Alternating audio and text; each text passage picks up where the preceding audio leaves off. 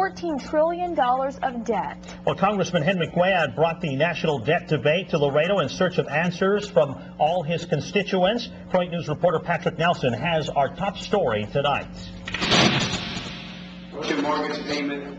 Congressman Henry Cuellar addressed city leaders and members of the community on Tuesday in a town hall meeting designed to find ways to overcome the $14 trillion deficit facing the United States. I think it's important that I get the input from folks about how we ought to reduce the deficit, because I've had some folks that have said, reduce the deficit, but don't cut education, don't cut out transportation. So the question is, how do we reduce the deficit without affecting the priorities that we have that are so important for our particular area?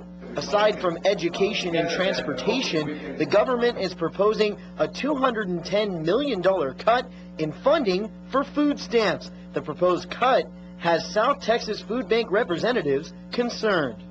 When you talk about child hunger, Laredo is 47%. Texas ranks #1.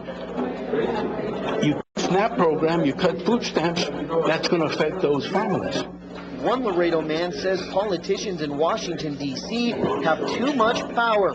He would like to see more done at the state level.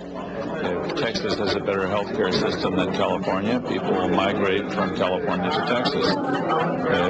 Texas has a more hospitable manufacturing environment than some other states. People will come here. Have more competition among the 50 states, and a lot less going on in Washington would be a better thing. While the town hall meeting was focused on how to limit spending, another man's perspective says maybe the United States needs to continue spending their money. The America that I know is a can-do America that can take care of its people and that can build for the future. And if that means spending money, well, then that's what we're going to do. After hearing the opinions of some of his constituents, Cuellar is set to face the nation's deficit head-on.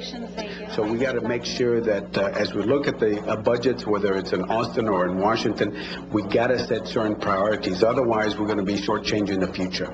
Patrick Nelson, Laredo's Pro8 News.